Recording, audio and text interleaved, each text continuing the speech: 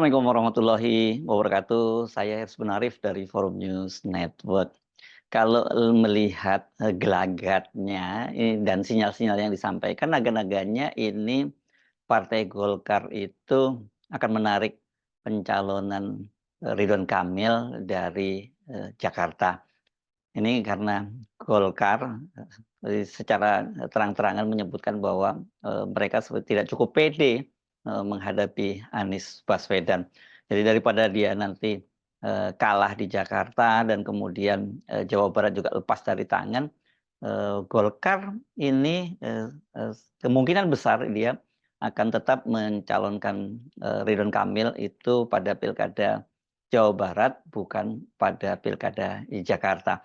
Nah, walaupun putusan dari sebelum putusan namanya ya, walaupun sinyal yang disampaikan oleh Golkar ini membuat partai-partai koalisi 02 yang semangat sekali mencalonkan Ridwan Kamil itu menjadi semacam kecewa, tapi mereka menyatakan tidak bisa memaksakan Golkar untuk tetap mencalonkan Ridwan Kamil di Jakarta.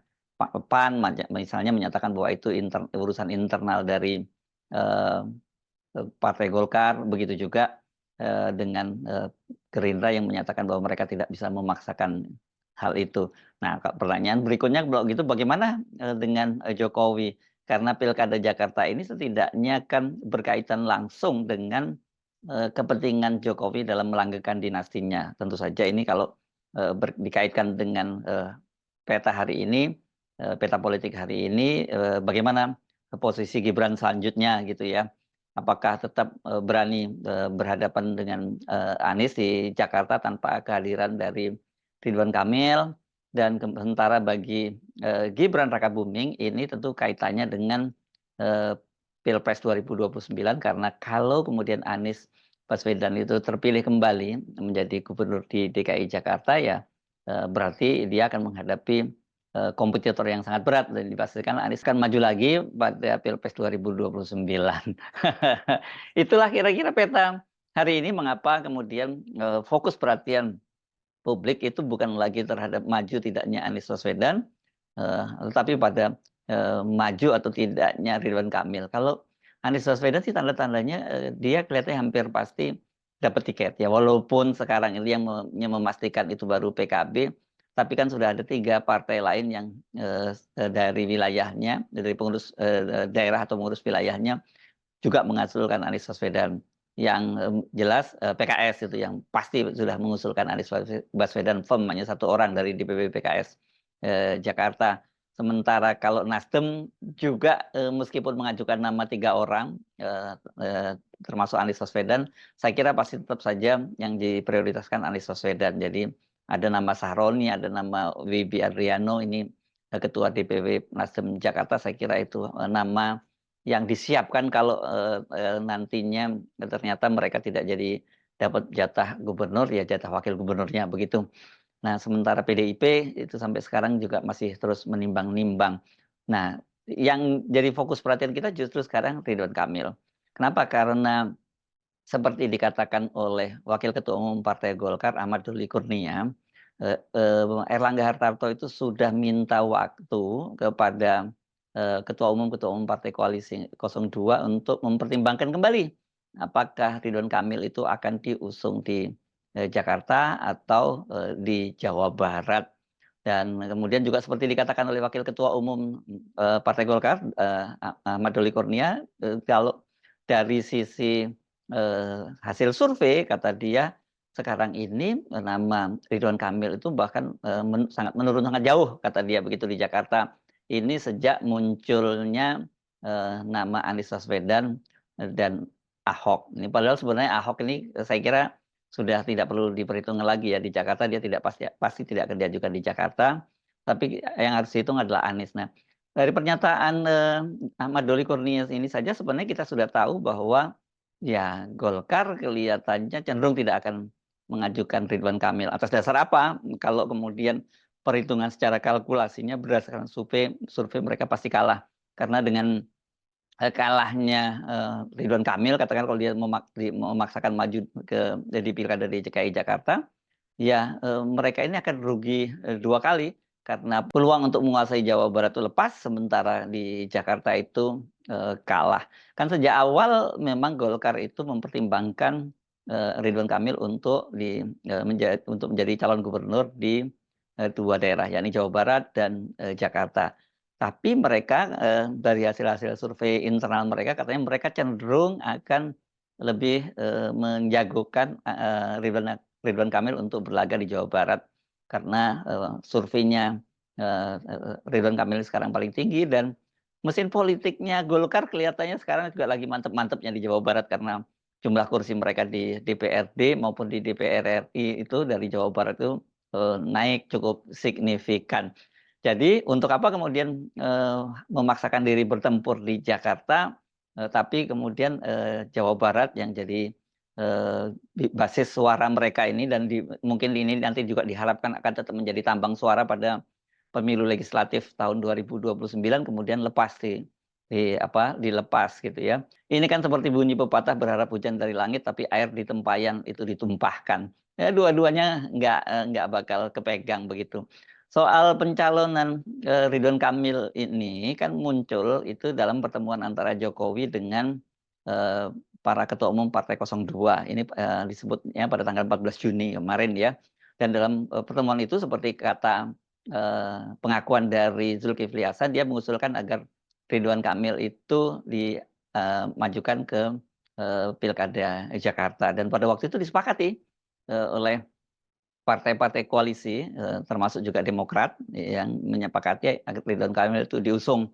Begitu. Nah, soal siapa yang akan menjadi wakilnya itu waktu itu belum disepakati. Tapi ketika kemudian muncul putusan Mahkamah Agung itu kan Kaisang ini punya peluang besar untuk maju ya. Jadi seperti yang dikatakan oleh Ketua Umum Partai Golkar Erlangga Hartarto, mereka sedang menimbang-nimbang apakah Kaisang itu dipasangkan dengan Ridwan Kamil. Sementara kalau Zulkifli Hasan secara tegas sudah menyatakan bahwa partainya mengusulkan agar Kaisang itu menjadi calon yang mendampingi Ridwan Kamil. Ini kata Zulkifli Hasan, padahal sebenarnya sebelumnya, kata dia tahun yang lalu dia sempat menawarkan kepada Jokowi agar Kaisang itu diajukan menjadi gubernur di Jakarta berpasangan dengan putrinya, yakni Zita Anjani yang sekarang jadi wakil ketua DPRD di Jakarta. Beberapa waktu yang lalu Gerindra itu gerak cepat ya setelah Ridwan Kamil dipanggil bertemu dengan Prabowo dan pada waktu itu Prabowo menyatakan mereka itu akan mengusung Ridwan Kamil untuk Pilkada Jakarta. Nah, banyak yang menduga bahwa kemungkinan besar ini ya Golkar akan mengizinkan itu ya karena ini kan hasil kesepakatan bersama dengan Jokowi gitu. Tapi ternyata ini sampai sekarang Golkar masih terus menimbang-nimbang dan saya kira dengan pernyataan dari Doli yang tadi menyatakan bahwa ininya elektabilitasnya itu merosot terus, ya ini adalah sinyal atau cara dari Golkar untuk memberikan justifikasi bahwa kalau mereka memaksakan untuk mengusung Ridwan Kamil percuma saja itu akan kalah. Kata Ahmad Doli kan pada waktu itu memang Ridwan Kamil sempat elektabilitasnya naik tinggi ya karena pada waktu Januari dia waktu itu memasang baliho OTW to Jakarta ya dan banyak yang menduga bahwa itu juga merupakan sinyal bahwa Ridwan Kamil itu berniat untuk maju ke Pilkada Jakarta. Tapi pada waktu itu kan masih belum Pilpres ya, Anies masih maju pada Pilpres dan belum tahu apakah dia kalah dan kemudian dia akan kembali lagi ke Jakarta. Nah, memang pada waktu itu kemungkinan besar memang benar ya Ridwan Kamil elektabilitas naik. Tapi begitu muncul nama Anies dan Ahok ya akhirnya nama Ridwan Kamil itu kemudian turun jauh gitu ya. Nah, ini memang tidak terlalu mengejutkan ya karena Anies bagaimanapun juga dia memang punya basis yang lebih kuat dibandingkan dengan Ridwan Kamil yang sebagai pendatang barulah di Jakarta. Sementara Ridwan Kamil sebagai incumbent gubernur di Jawa Barat juga wajar kalau kemudian dia punya elektabilitas dan peluang yang lebih besar untuk memenangkan pilkada itu. Nah, berkaitan dengan itu, Partai Amanat Nasional melalui Wakil Ketua Umumnya Viva Yoga Mauladi nyatakan bahwa itu urusan internal dari Golkar. Jadi PAN, kendati mereka yang pertama kali mengusulkan nama Ridwan Kamil, tapi tidak bisa memaksa, kata dia. Dan nah ini menariknya konsistensi dari PAN. Dia menyatakan bahwa bagi PAN kalau Ridwan Kamil tidak maju, mereka sudah punya kandidat sendiri, yakni kan putrinya dari Zulkifli Hasan, yakni Zita Anjani. Tapi saya kira Zita Anjani ini juga sama ceritanya ya, kalau terlalu dipaksakan untuk maju juga dia potensi kalahnya lebih besar. Orang seperti Ridwan Kamil aja tidak berani, apalagi orang figur seperti Zita Anjani, jelas jauh ya popularitasnya dan juga kemudian likeness-nya, kesukaannya juga masih sangat rendah. Nah, bagaimana dengan Gerindra yang mengusulkan ya, yang bahkan sudah memberikan mandat kepada Ridwan Kamil untuk maju pada Pilkada Jakarta. Nah, Wakil Ketua Umum Partai Gerindra, Habibur Rahman, juga menyatakan bahwa mereka tidak bisa memaksakan agar Ridwan Kamil maju karena itu menjadi otoritas dari Partai Golkar. Tetapi Habibur Rahman mengingatkan bahwa pemilih di Jakarta itu pemilih kritis dan mereka cenderung lebih bisa menerima calon-calon baru dibandingkan calon yang incumbent gitu. Dia memberi contoh pada Pilkada tahun 2012 ketika Jokowi yang ini figur baru dari Solo berhasil mengalahkan incumbent Fauzi Bowo. Begitu juga pada Pilkada 2017, Basuki Cahayapurnama, Ahok yang menjadi incumbent karena dia meneruskan jabatan dari Jokowi, itu kemudian dikalahkan oleh Anies Baswedan. Jadi kalau sekarang kemudian ada Ridwan Kamil yang figur baru dan kemudian dia berhadapan dengan Anies Baswedan yang merupakan figur incumbent, peluangnya itu menang. Peluang menang itu besar. Itu kata Habibur Rahman. Dan sebelumnya Habibur Rahman juga menyatakan bahwa faktanya Anies Baswedan itu kan kalah pada Pilpres, kata dia ya. Walaupun itu sebenarnya data itu tidak bisa digunakan untuk pilkada ya, karena pada Pilpres kemarin itu kan petanya berbeda ya.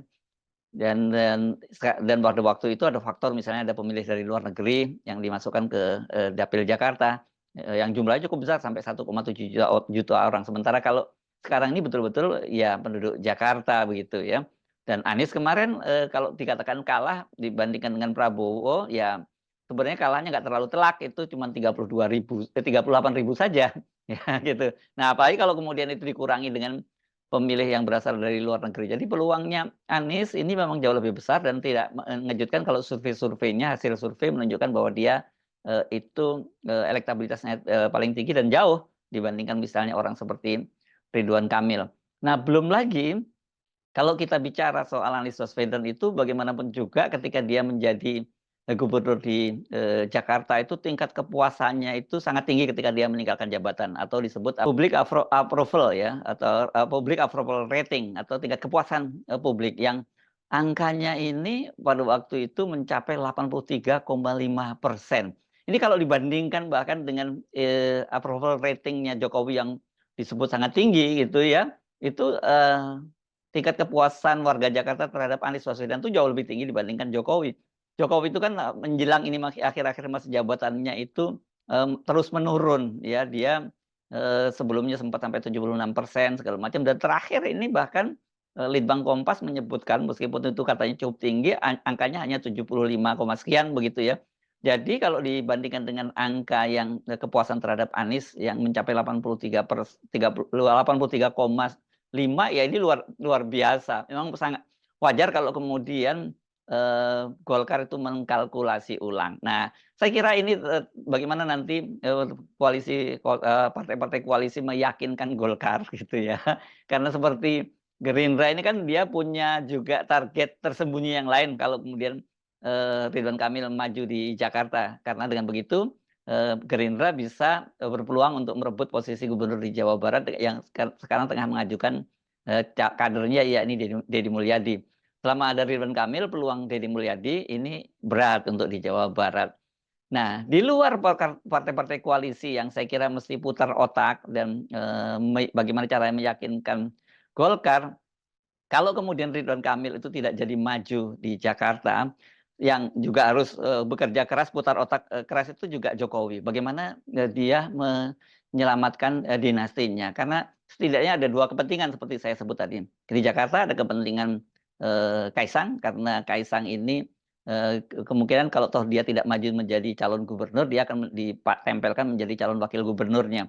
Kalau kemudian misalnya tetap ada Ridwan Kamil maju dan kemudian PKS sepakat bergabung seperti yang dikatakan oleh Presiden PKS, mungkin ini bisa menyelesaikan dua persoalan dari partai koalisi karena dimungkinkan kemudian Golkar dan Ridwan Kamil PD. Tetapi bagi Jokowi itu tetap menjadi persoalan karena dengan begitu dia harus juga mencarikan tempat untuk Kaisang di mana dia ikut pilkada gitu ya. Nah, bagi Gibran ini anaknya Pak Jokowi yang lain, ini juga jadi persoalan serius kalau kemudian Ridwan Kamil tidak maju dan kemudian Anies yang menang di pilkada Jakarta, maka ini akan jadi ancaman serius bagi Gibran pada Pilpres 2029 karena saya kira sudah menjadi rahasia umum bahwa Pak Jokowi itu kenapa kemudian memasangkan Gibran dengan Pak Prabowo, kalkulasinya ya secara usia kan Pak Prabowo itu sekarang ini nanti dilantik usia 73 tahun. Jadi nanti pada akhir masa jabatannya 78 tahun.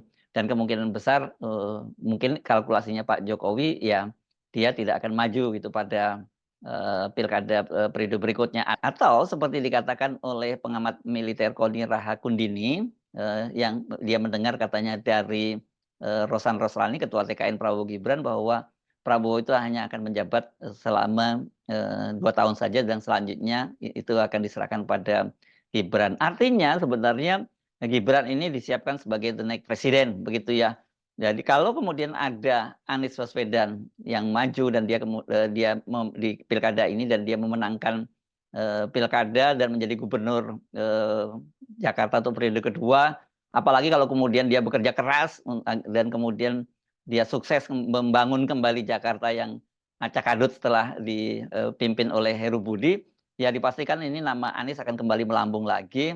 Dan kalau dihadapkan pada Gibran, saya kira tanpa ada faktor Pak Jokowi di kursi kepresidenan, ya sangat berat lah buat Gibran. Gibran saya kira bukan lawan yang seimbang untuk berhadapan dengan Anies Baswedan.